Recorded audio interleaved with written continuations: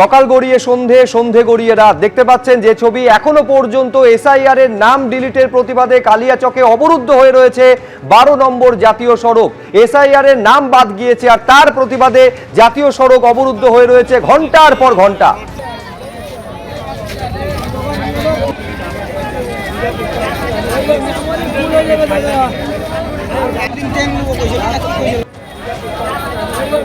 এবং এই ছবি বিভিন্ন জায়গায় দেখা যাচ্ছে। মালদার কালিয়াচকের পাশাপাশি সুজাপুরেও দেখতে পাচ্ছেন একই ছবি, নাম বাতিলের প্রতিবাদে রাস্তা অবরোধ।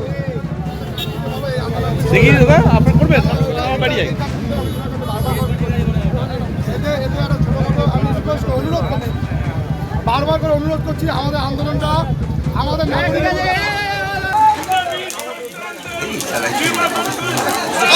দক্ষিণ 24 পরগনার কাকদ্বীপের ছবি দেখছেন, একেবারে রাস্তা অবরুদ্ধ করে মাঝে টায়ার জ্বালিয়ে প্রতিবাদ চলছে। হিঙ্গলগঞ্জে একই ছবি, যেভাবে নাম বাদ গিয়েছে এবং তার প্রতিবাদে রাস্তা অবরোধ। মালদার ইংরেজ বাজারের ছবি দেখতে পাচ্ছেন।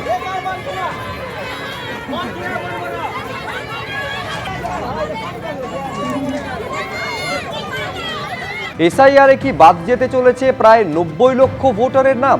এখনো পর্যন্ত 49 লক্ষের নিষ্পত্তি হয়েছে, অর্থাৎ আরো 11 লক্ষের নিষ্পত্তি হওয়া বাকি রয়েছে।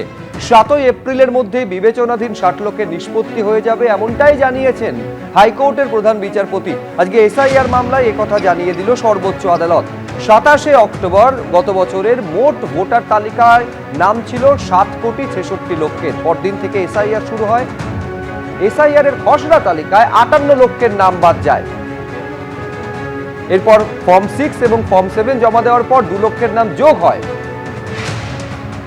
এসআইআর এ ভোটার কমে দাঁড়ায় 7,04,00,000। এই 7,04,00,000 ভোটার ছাড়াও আরো 60 লক্ষ বিবেচনাধীন। এখনো পর্যন্ত 49 লক্ষের বিবেচনাধীন ভোটারের নিষ্পত্তি শতাংশের হিসাবে ধরলে এবং 45% হারে নাম বাদ যাচ্ছে, এই ধারাটা যদি বজায় থাকে তাহলে অনুমান করা যায় যে 90 লক্ষের নাম শেষ পর্যন্ত বাদ যেতে পারে।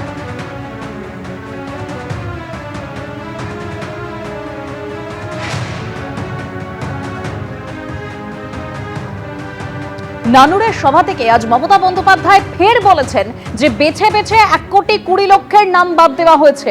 22 লক্ষ ভোটারের নাম আমরা তুলতে পেরেছি, এখনো 18 লক্ষ নাম বাদ আছে, তাদের প্রত্যেককে আবেদন করাতে হবে। আজ আমি খুশি, সুপ্রিম কোর্ট ভালো রায় দিয়েছে। পদ্মফুলের বস্তা দিয়ে বাইরের নাম ঢোকাচ্ছিল, কি বলেছেন তিনি শুনুন। আমি একটা কোর্টে কেস করেছিলাম এসআইআর নিয়ে, কারণ 1,20,00,000 লোকের নাম বাদ দেওয়া হয়েছিল। বেছে বেছে যেন উকুন বাজছে। 22 লক্ষ লোকের নাম আমরা ইতিমধ্যেই তুলতে পেরেছি, যতটুকু আমি জেনেছি। 18 লক্ষ বাদ আছে, তাদের প্রত্যেককে অ্যাপিল করাতে হবে, ট্রিব্যুনালে যেতে হবে, খরচা আমরা দেব। আর আজকে আমি খুশি, সুপ্রিম কোর্ট ভালো রায় দিয়েছে। এই যে জমা করছিল বাইরের নাম, 6 নম্বর ফর্ম, বাইরের আউটসাইডারদের ভোটারদের নিয়ে পদ্মফুলের বস্তা দিয়ে বাইরের নাম ঢোকাচ্ছিল। সুপ্রিম কোর্ট বলে দিয়েছে হবে না। আগে যারা অ্যাডজুডিকেশনে যাদের নাম এখনো ঢোকেনি, তাদের অ্যাপিল গ্রহণ করা হবে এবং তাদের কেস ট্রিব্যুনালে যাবে।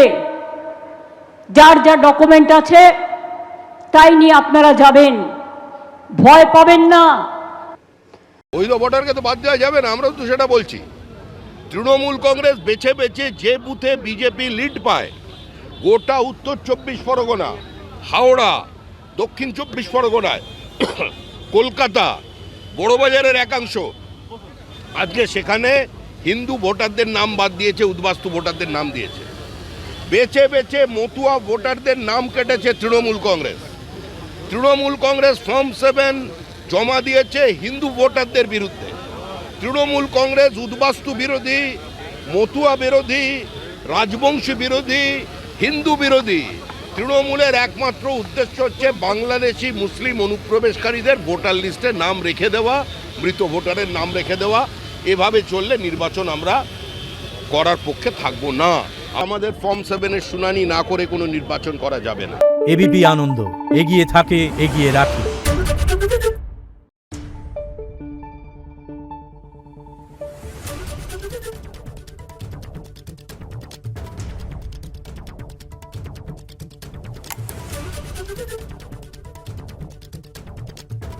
Thank you.